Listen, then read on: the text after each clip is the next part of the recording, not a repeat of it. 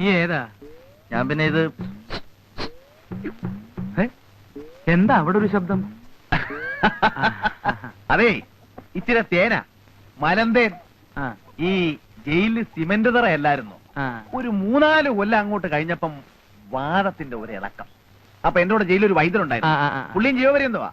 ഇറങ്ങി കഴിഞ്ഞാ ഉടനെ തേനും ചെറുനാരങ്ങയും ചേർത്ത് കഴിച്ച വാദത്തിന് ഫസ്റ്റ് ആണെന്നാ പറഞ്ഞത്. വാദത്തിന് ഇതൊക്കെ മതിയില്ലേ?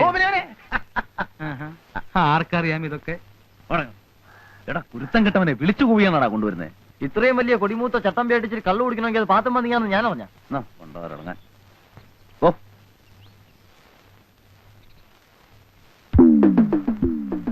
അമ്മച്ചി, എന്തായാലും അമ്മേ ഈ പെണ്ണ് പറയുന്ന കേട്ടോ.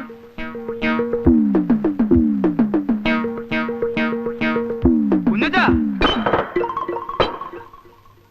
അതെ,